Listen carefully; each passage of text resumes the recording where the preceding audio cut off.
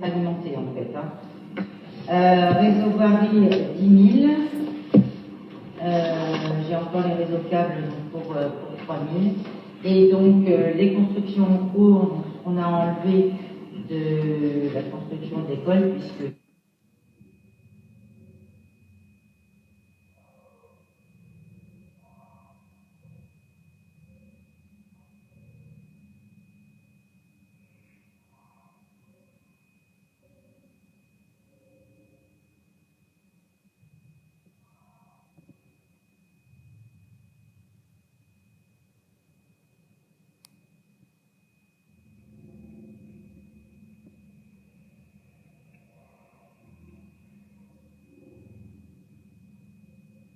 de 88 000 au lieu de 150 000 que vous avez sous les yeux. Voilà. Donc c'est juste un équilibre d'écriture, il n'y a aucun impact sur voilà.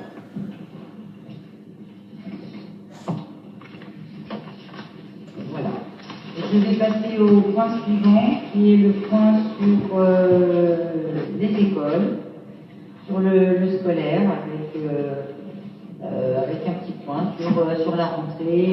Et je donne la parole à Madame Brana. À toi, Carla. Concernant la rentrée, globalement, c'est bien déroulé. Malgré qu'en fin d'année scolaire, en mois de juin, il y avait quelques petites tensions liées au traitement de l'étude. Mais globalement, c'est bien déroulé.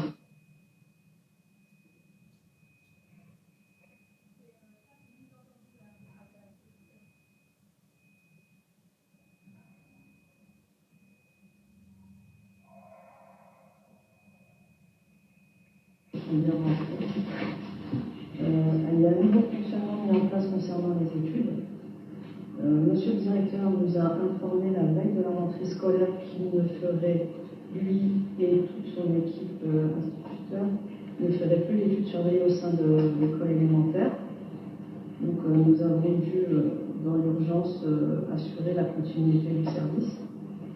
Donc maintenant, depuis la rentrée, le centre de loisirs accueille l'étude dans une salle dédiée, une classe dédiée, qu'on a aménagée.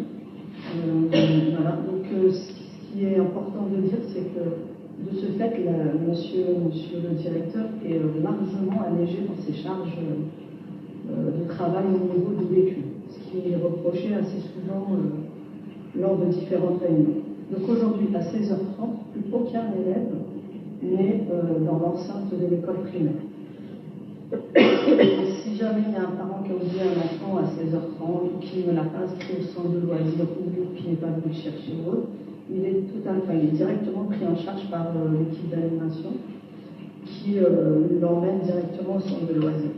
Donc du coup, ça se simplifie aussi, ça fait un lieu unique pour tous les enfants, que ce soit ceux qui vont au centre de loisirs ou ceux qui font l'étude. Il y a un encadrement qui est adapté puisque c'était de l'étude surveillée. Donc actuellement, c'est de l'étude surveillée faite par des animateurs. Un point très important, c'est le confort des enfants. Parce qu'à plusieurs reprises, on a posé des questions concernant l'accès aux sanitaires pendant les études à monsieur le directeur. Et à plusieurs reprises, il nous a informé que pour des raisons de sécurité, il n'autorisait pas les enfants à aller aux sanitaires pendant les études. Ça n'engage que lui, c'est la sécurité au sein de l'école. Voilà. Donc du coup, nous, les enfants, ils ont accès aux sanitaires tout au long de l'étude. Et une égalité pour tous, parce que la municipalité a décidé d'offrir le goûter. Tous les enfants auront le même goûter, que ce soit les enfants qui vont à l'étude ou les enfants qui sont au centre de loisirs. Donc il y aurait une équité pour tous les enfants. Donc voilà, on le dit bien, vraiment, c'est de l'étude surveillée. Rien n'a changé, puisque auparavant, c'était aussi de l'étude surveillée. Ouais. Et on essaie de faire évoluer la mise en place de ce service. On verra si on fait plusieurs classes, si on recrute, mais voilà. Donc, il n'y a pas eu de coupure. Le service a continué à fonctionner malgré les divergences. Donc, il y a combien d'élèves aujourd'hui en fait On a une moyenne de 40. 40? Oui, ça peut monter comme ça peut descendre. On a une moyenne de 40 à l'étude par soir. D'accord. Réunis donc dans une seule classe? Oui, il y a une plus grande classe qui est aménagée. Mais c'est ce que je vous dis, là, ça fait quoi? Ça fait 3 semaines, pas 15 jours. Donc, on va vraiment essayer, après les vacances scolaires, on réfléchit sur la manière d'aménager l'étude. Au mieux pour les enfants et aussi pour les agents. Il y avait combien d'élèves avant? Pareil. 40. Pas la moyenne. Le plus haut qu'on ait eu, c'était 46. Et quand on a fait une moyenne, on était à 35 sur l'année. Concernant le CME qui devait être lancé à la rentrée, malheureusement c'est la mauvaise nouvelle, il ne sera pas lancé pour cette rentrée. Plusieurs événements ont motivé notre information. Donc nous avons été avertis là récemment, juste à la rentrée, que monsieur le directeur comptait mettre en place au sein de l'école un projet de, comme il appelle ça, un conseil de délégués. On s'est dit que le conseil de délégués se reproche du conseil municipal des enfants. Donc on a préféré laisser s'installer ce conseil de délégués et ensuite revoir notre manière de mettre en place le conseil municipal. Monsieur le directeur nous a annoncé aussi que cette année, il n'y aurait pas de participation des élèves à la commémoration du 11 novembre 2025, qui était pour autant noté dans le conseil municipal qu'on lui a présenté en mars 2025. On lui a montré notre projet, donc ça nous a étonnés. Et surtout, nous sommes sur une année électorale, donc on va essayer de faire une année complète. Là, si jamais on montait le conseil municipal là, à la rentrée, il n'aurait pas fait une année scolaire complète. Voilà, donc, pour toutes ces raisons, on a vraiment beaucoup réfléchi et voilà, on va essayer de reporter cette période. Je pense que c'est une sage décision. C'est surtout pour que monsieur le directeur puisse mettre en place toutes les choses qu'il a décidé de mettre en place. Voilà. Le LT est en bonne voie. Le LT, c'est l'espace numérique de travail. Donc, monsieur le directeur a commencé à procéder à la distribution des identifiants. Donc, il est en train de rentrer, c'est ce qu'il a dit à la rentrée, à la réunion de rentrée. Donc, les parents ne vont pas tarder à avoir la communication par rapport à leurs identifiants. Et donc, on pourra nous suivre. Ce sera plus simple, je pense, pour la gestion des devoirs, des absences et tout ce qui est lourd à gérer au quotidien pour les enseignants. Au mois de juin, nous avons reçu tout le matériel concernant la salle de gym. Voilà. Donc nous avons mis en place une charte d'utilisation pour les différents intervenants, que ce soit le centre de loisirs, que ce soit les enseignants ou le centre ou l'école maternelle, pardon. Donc nous avons mis en place cette charte qui est en cours de signature par les différents responsables. Comme le disait aussi Madame Léchéry, l'école, la cour de récréation du centre de loisirs a été réaménagée. Donc, nous avons mis en place des filets, nous avons mis en place des buts, nous avons fait le traçage au sol, ce qui permet d'identifier les différents buts, basket, foot, etc. Autre chose, nous avons aussi installé juste avant l'été les stores qui étaient demandés, les stores qui étaient demandés depuis un certain temps à l'école élémentaire. Donc ça sera plus agréable pour les enseignants et pour les enfants quand il y a du soleil. Et aussi, on a installé aussi sur la salle des archers pour les séances cinéma qui sont renouvelées tous les ans avec l'aglo et la municipale. Voilà pour le point rapide. Et je voulais juste compléter et finir. Donc, je reviens sur la cérémonie du 11 novembre où M. Cossin nous a averti effectivement, avec des déceptions d'ailleurs, que les enfants de la primaire ne pouvaient pas faire la cérémonie comme passé d'ailleurs à plusieurs reprises auparavant. Et donc on a trouvé la proposition en tout cas de la Maison des Jeunes qui a été acceptée d'ailleurs voilà, avec grand plaisir, c'est que donc, les jeunes de la FDJ seront présents lors de la cérémonie pour chanter la Marseillaise. Donc c'est plutôt pas mal. Donc, on a un relais. Voilà. Je voulais juste rajouter un point tout à l'heure que j'ai omis. Donc j'ai fait honneur aux absents, mais je voulais juste préciser que donc Monsieur Rivignon Mathia a donc fait don de tapis pour faire du sport qui sont pour l'instant déposés provisoirement derrière la salle de gymnastique. Ce sont des tapis alors on peut faire du saut en hauteur, enfin ce sont des tapis assez épais qui donc sont là pour l'instant à réfléchir de quoi on va en faire. Voilà, mais bon, apparemment ils sont en bon état et donc voilà, je voulais le remercier pour ce don parce que bon, on a toujours besoin de matériel pour nos jeunes et nos petits pour exercer voilà, des activités sportives. Donc voilà, je voulais le remercier officiellement. Et puis voilà, dernier point, on va finir sur une note quand même assez festive, Nadine, c'est un point sur les événements. Je vais faire un petit point sur les événements qui vont avoir lieu dans notre commune jusqu'à la fin de l'année.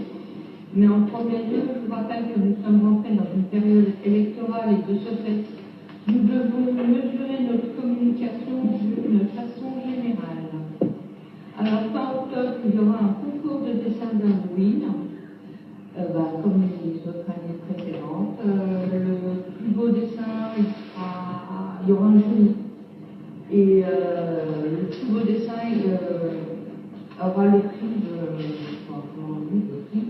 d'être dans les petits écoles. Voilà. Et bien sûr, toujours le petit bonbon d'Halloween. Après, il y aura le 11 novembre, c'est un moment solennel et important, l'occasion de se souvenir et de rendre hommage à ceux qui ont combattu pour notre liberté, et avec en fin de cérémonie le traditionnel pot d'amitié, et ensuite, bien sûr, notre marché de Noël qui se tiendra le 13 et le 14 décembre sur le parking rive gauche avec une quinzaine d'exposants et le Père Noël. Et pour terminer, je vous informe qu'une convention de location des locaux municipaux a été établie pour certaines associations. Cette mesure vise à faciliter leur fonctionnement et à leur offrir un cadre stable pour mener à bien leur activité qui enrichissent la vie de notre commune. Et voilà, je crois qu'on en a terminé pour les points.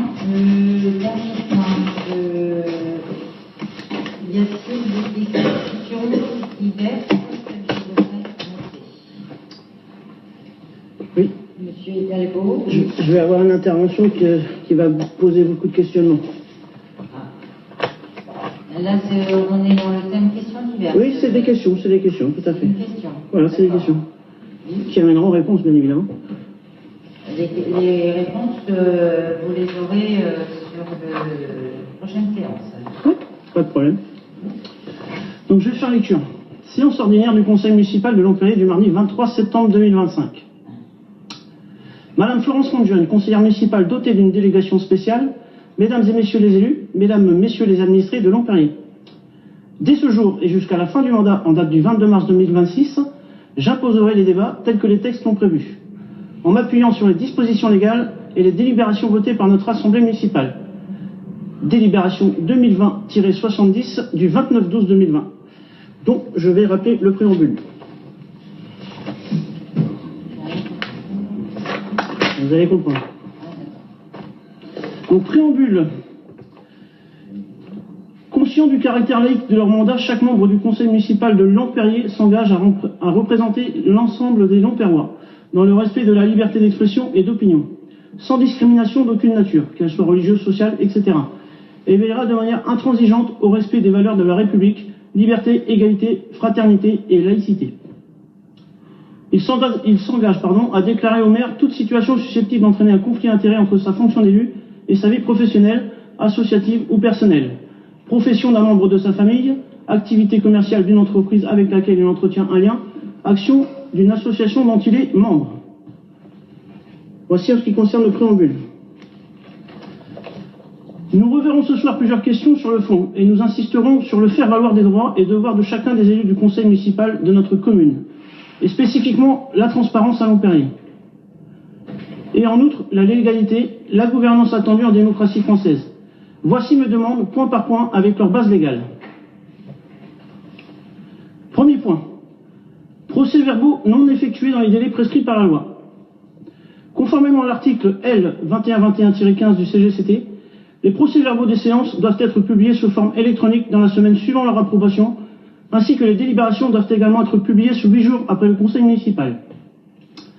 Je constate que ces deux conseils municipaux des 5 mars et 11 avril ne sont toujours pas accessibles, bien qu'une question vous ait déjà été notifiée lors du précédent conseil municipal du 23 juin 2025.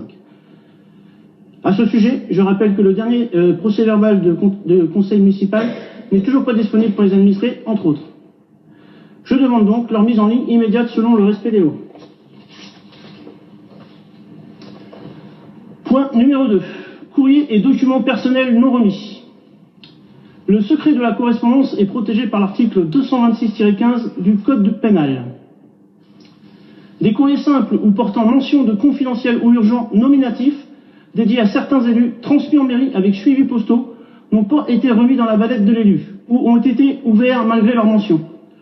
Je demande donc la restitution immédiate des éventuels courriers retenus ainsi que des explications sur ces manquements très graves. En conclusion première, ce soir, cette déclaration constitue un signalement et une plainte avec constitution de partie civile à monsieur le procureur de la République de Seine-et-Marne et à monsieur le préfet de Seine-et-Marne. Point numéro 3. Procédure d'appel d'offres Citystad pour plus de transparence. Une opération de plus de 205 000 € doit faire l'objet d'un appel d'offres et d'une publicité au bulletin officiel ou au journal officiel. Or, rien ne semble diffusé. Je demande de communication des appels d'offres, du compte-rendu de la commission d'appel d'offres, de la date des réunions, devis et courriers liés à ces travaux d'aménagement liés à la réhabilitation du Citystad. Je souhaite connaître tous les tenants et les aboutissants, ainsi que les Longperrois. Je suis surpris qu'aucune réunion de la CAO ne puisse aboutir sur la possibilité de choix clairs en conseil municipal dans le cadre de nos prises de décision. En conclusion seconde, ce soir, cette déclaration constitue une demande de transparence totale, puisque la délibération 2025-60 du 23 juin 2025, votée à l'unanimité, concerne une demande de financement auprès de la CAF et non une attribution de marché public à la société Goji. Les membres élus de la CAO furent désignés en conseil municipal le 16 janvier 2025, qui demeurent M. Marta, Mme Guéchary, M. Toussaint et Feu Patrick Snakowski. Paix à son âme, d'ailleurs. D'ailleurs, il est important de rappeler quel membre du conseil municipal fut élu pour remplacer Feu Patrick Snakowski comme membre de la commission d'appel d'offres. En point numéro 4, nomination et élection du conseiller délégué chargé des finances. Un courrier préfectoral a demandé l'annulation des délibérations numéro 2025-29 ainsi que numéro 2025-30 du 11 avril 2025. En tout état de cause, le processus de vote par notre conseil municipal était nécessaire pour recueillir l'avis des élus relatifs au montant des indemnités financières versées aux élus de Longperrier. À cet effet, je demande la transmission du ou des courriers de monsieur le préfet de Seine-et-Marne concernant ces délibérations, soit une double transmission des communications à tous les élus et la diffusion immédiate aux administrés sur le site de la commune. Je vous rappelle que nous avons été élus sur un programme lié à une entière transparence envers les Longperrois et Longperroises. Point numéro 5, violation présumée du CGCT et violation présumée du Code de la famille et de l'aide sociale. Décret numéro 95-562 du 6 mai 1995. Des courriers de monsieur le préfet de Seine-et-Marne et de monsieur le sous-préfet de Meaux vous rappelez la violation présumée de la réglementation des textes dès janvier 2025. Délibération CCS numéro 2025-06 du 16 janvier 2025 relative au manquement eu égard au CGCT. Monsieur le préfet de Seine-et-Marne vous attribue un délai de 2 mois afin de respecter la législation, en ce qui concernait la commission du CCAS qui était plus réduite. Pour rappel, celui-ci étant une obligation légale qui demeure non discutable, le CCAS doit se réunir au moins une fois par trimestre, conformément au CGCT et à la loi numéro 86-17 du 6 janvier 86 instituant les centres communaux d'action sociale, ainsi que de l'article L. 123-5 du Code de l'action sociale et des familles. C'est quoi l'article? Article 123-5 du Code de l'action sociale et des familles. Vous irez le chercher.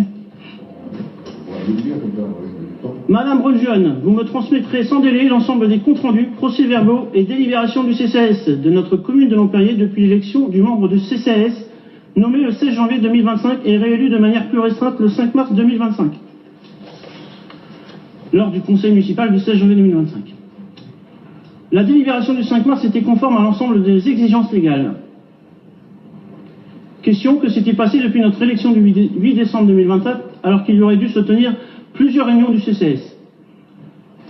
En conclusion, troisième, vous transmettrez aux élus, à tous sans exception, de notre commune, ainsi qu'aux administrés via le site internet de la ville. Alors, je vous demande de transmettre les convocations du CCAS, les membres élus et les personnes associées, professionnelles ou bénévoles de l'action sociale, les délibérations du CCAS, le vote du budget du CCAS pour l'année 2025, avec les sections de fonctionnement et sections d'investissement. Et enfin, vous nous transmettrez sans délai toutes les délibérations du CCAS de notre commune de Longperrier, transmis au contrôle de légalité avec les numéros d'accusés de réception, adjoints des dates de télétransmission et réception par la préfecture de Seine-et-Marne. Pour rappel, j'évoque ici la transmission de tous les éléments via le logiciel d'État, contrôle de légalité de la préfecture de 77, dit le logiciel ACT. Et enfin, un dernier point, et pas des moindres, affaire du CCAS. Abus de confiance présumé ou quand nos aînés sont dans un bus impérial qui n'est pas assuré pour le transport de personnes, nos seigneurs localois. Le vendredi 19 septembre 2025, la brigade territoriale autonome de la gendarmerie nationale de Nanteuil-le-Haudouin est venue sous directive du procureur de la République de Senlis dans le cadre d'une plainte pénale déposée dans le cadre dédié de la location du véhicule servant à transporter nos aînés, plainte pour abus de confiance. Pour information, cette plainte pourrait voir engager la responsabilité des élus lomperrois, membres du CCAS, ou celle d'autres élus. Autrement dit, les aînés ayant bénéficié du service transport course de notre commune en direction de Saint-Marc, Autis ou le Plessis-Belleville. Nos seniors étaient transportés irrégulièrement, voire illégalement dans un véhicule non assuré. Mesdames et messieurs, à ce jour, il semblerait également qu'aucun arrêté ne désignerait officiellement les agents habilités à conduire le minibus, et aucun ordre de mission ne serait établi. Il y aurait donc présomption que chaque déplacement engage la responsabilité civile et pénale de la commune et de ses agents. Cette affaire est très grave, elle n'est pas anecdotique. D'ailleurs, elle n'est pas digne de quelques élus qui a pour devoir de protéger ses administrés, et pire encore quand il s'agit de nos aînés. À cet effet, je vous demande expressément de me fournir les arrêtés et ordres de mission pour la conduite du minibus communal. Conformément au Code général des collectivités territoriales, des lois et règlements du Code de déontologie des élus de notre République, lui basé sur l'honneur et la probité. Je rappelle ici les principes de transparence et de probité qui doivent tout le temps guider notre action publique lomperroise. Il est devenu manifeste que la confiance de certains élus, comme celle de beaucoup d'administrés, est irrémédiablement délitée et altérée. En conséquence, Madame Ronjeune Florence, je vous demande expressément de prendre vos responsabilités de femme d'honneur et de bien vouloir transmettre sans délai votre démission de maire à Monsieur le préfet de Seine-et-Marne. En responsabilité, notre commune doit se voir dotée d'un nouveau maire choisi par le conseil municipal. Votre démission immédiate vous permettra de conserver vos fonctions de conseillère municipale et permettra de terminer la mandature mouvementée par une gouvernance apaisée par un bon nombre de Lomperrois pour notre commune et pour un service public de qualité dans le seul intérêt général des administrés pour le bien vivre à Lomperrier. Je vous remercie de m'avoir écouté.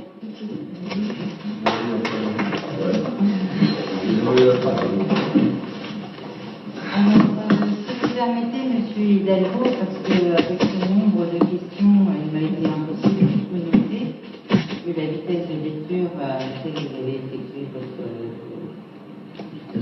questionnement. Donc, si vous voulez bien me transmettre en tout cas vos pages de questions. À part ça, ça, je vous dirais que je me réfère au règlement intérieur du conseil municipal qui me permet de vous demander de questionner donc, le maire et la municipalité, en tout cas pour tout ce qui est sujet concernant la commune, de poser vos questions par écrit. Donc j'attends de vous un courrier que vous pourrez me transmettre en mairie, auquel je répondrai bien sûr le plus rapidement possible.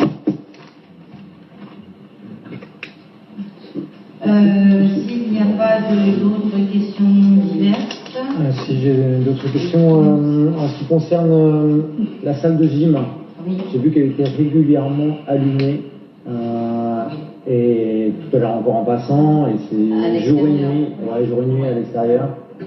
Alors je pense qu'il doit y avoir un mauvais fonctionnement dans le timing en fait de la cellule, voilà, la cellule de contact.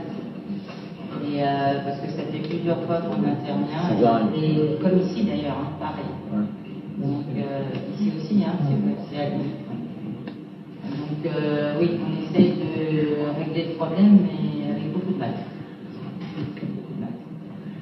Il faut quand même que ce soit aligné, quand même.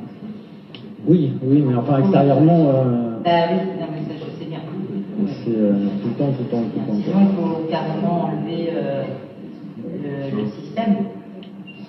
Je ne sais pas si on peut vraiment faire ça. Le CG branché. On est branché complètement. Enfin, sur la salle de gym, c'est vraiment à l'extérieur, c'est tout le temps, quoi. Oui. Mais on a un contrat avec la bière, enfin c'est la bière, non? Pour l'électricité, non? Ah non, ça c'est les candélabres. Non, là c'est au niveau des bâtiments publics, donc c'est nous? C'est-à-dire c'est que les candélabres. Que les candélabres? C'est tout ce qui est voirie. Mais bon, si vraiment on n'arrive pas à trouver une solution, on va débrancher.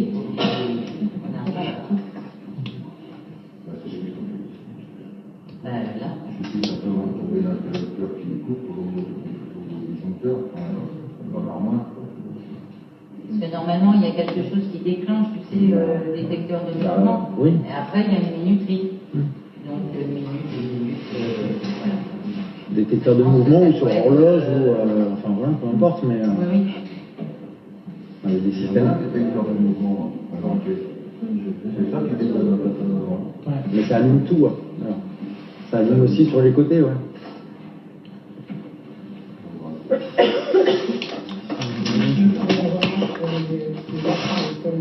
Élémentaires se plaignent des toilettes.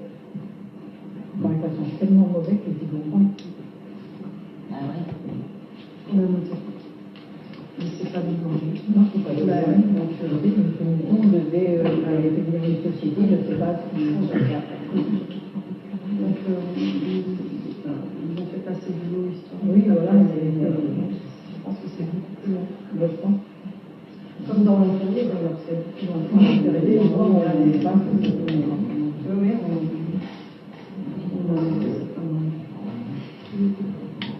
moi j'avais une question aussi concernant en fait le matériel qui a été investi pour la maison des jeunes. Il y avait du matériel de cuisine notamment. Je voulais savoir s'il y avait une consultation qui avait été faite pour l'achat de l'ensemble. Non, c'est des petits achats en fait. Parce que en fait le problème c'est que je vais peut-être soulever quelque chose qui est peut-être pas forcément très agréable, mais j'ai vu que en fait le matériel de cuisine a été pris chez HMI. Oui. C'est bien ça, Madame Guichet. Et or vous travaillez au sein de cette société en fait. Donc si vous voulez, je m'étonne un petit peu en fait, et j'aurais souhaité savoir s'il y a eu au moins des consultations, parce que ça représente un conflit d'intérêts, et c'est un peu dérangeant quoi. Et si tu veux poser une question délicate, tu sais très bien que chaque conseiller à hauteur de 20 000 € hors taxe à l'année peut travailler pour la commune. Il n'y a aucun souci là-dessus, ça monte à combien, 3 000 je crois 15 000. Enfin, Non, la totalité. La totalité, mais pas la cuisine. Non, mais la totalité du matériel de cuisine, en fait. Moi, enfin, dans le tableau qui avait été remis la dernière. Même si c'est 15 000. Oui, c'est en dessous de 20 000, c'est en dessous des 20 000. On est autorisé jusqu'à 20 000. D'accord. Il n'y a pas de souci. En tous les cas, je vous rassure, c'est pas sur ce motif-là, hein, mais c'est que bon, c'était la meilleure offre par rapport aux produits qu'on demandait dans la meilleure qualité. Il n'y a pas, je veux dire, si ça avait été société Tartampion. Il y en a d'autres. Voilà, il y a d'autres cuisinistes qui existent sur l'île de France, c'est en quand même fait. du matériel pro, hein.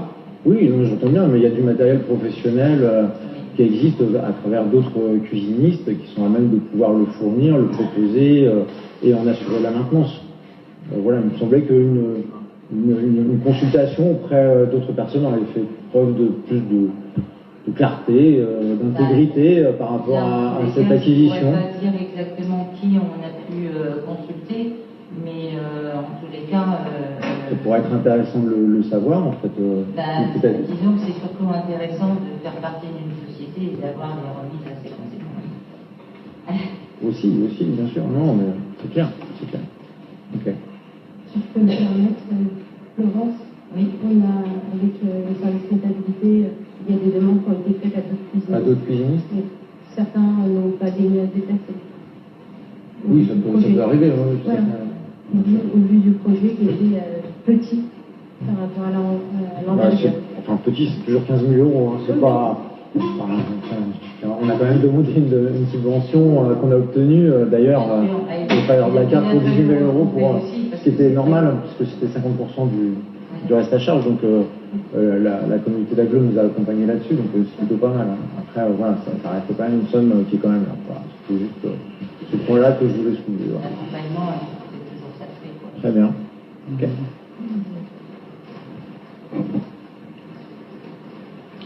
J'aurais une demande. Est-ce qu'il ne serait pas possible de mettre un miroir en bas de la rue du chemin du gazon? Parce qu'il y en a un miroir, on voit les voitures qui arrivent de Moussy, mais celles qui viennent de l'Empéry, on ne les voit pas. Je peux répondre en bas En bas de la construction. Je vais répondre, je me permets. J'ai fait une consultation août, quand je me permets de retirer mon instant. Au mois d'août, j'ai fait une consultation générale avec la police municipale, on s'est entretenu. À partir de la semaine prochaine, les agents, d'ici 15 jours, ça dépendra quand, vont refaire un marquage général sur la commune, au niveau propre, une jaune, place de parking, et également les miroirs vont être remis au nord, et on a encore 4 miroirs qu'on va installer à différents endroits de la commune. Des panneaux vont être enlevés, les panneaux ne sont pas, et des nouveaux panneaux vont être remis. Donc ça commence là, j'espère lundi prochain. Mais oui, sur les ça va changer là, donc on a été réservé, il y avait juste en face. Oui, parce qu'on vient, on voit ceux qui viennent de Moussy, mais les autres on ne voit pas. La plupart des gens, il y a des gens qui arrivent, donc on ne voit pas et on se retrouve. Alors, on a cette histoire de stationnement qui fait comme une sorte de chicane, et effectivement, quand on vient de la gauche, de la droite, on va dire, quand on sort du chemin du gazon, on se retrouve nez à nez avec les voitures qui viennent en face. On ne fait pas nous en plus dans le mauvais sens, on va tirer aussi. Oui, là c'est à l'étude. C'est à l'étude tout ce qui est panneaux de signalisation, Le problème, c'est qu'ils circulation. ne sont pas bons, c'est délicat pour les gamins qui passent par les gamins. Ah ben c'est clair, nous les bas, on avait 2 passages prioritaires l'un en face de l'autre. Donc forcément, ça c'est source à discuter. Bien, bah écoutez, alors juste une dernière petite information, le prochain conseil c'est le 15 septembre, décidément, 15 décembre, pardon, 15 décembre, et voilà, je voulais juste rappeler à M. Hidalgo que si il veut que je réponde à ses questions, il faudra qu'il m'adresse par écrit la liste de ses questions. Je n'ai pas de réponse, M. Hidalgo. La moindre des corrections, ce serait de répondre. Vous m'avez fait une demande.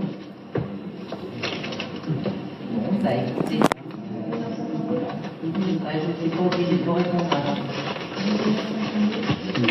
Alors, il est 21h53, je clôt la séance. Merci à tous.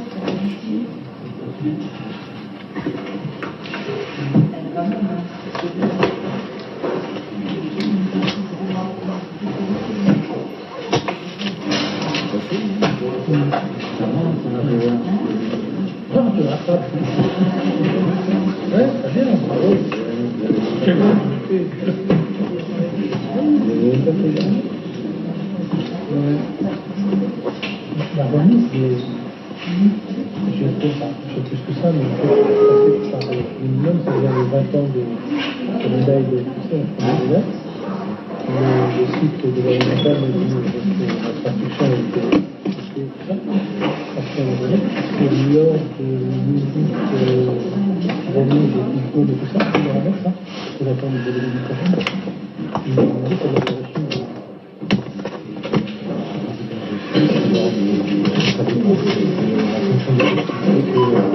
C'est réunir en fonction des technologies c'est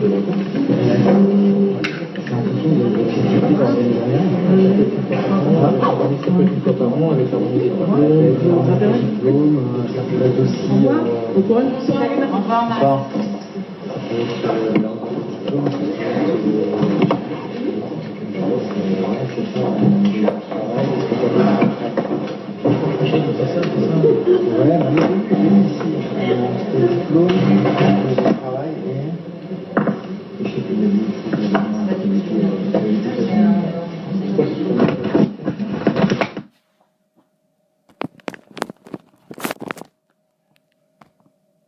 Immobilisation termine. Ça, c'est pour les chapitres qui ont besoin d'être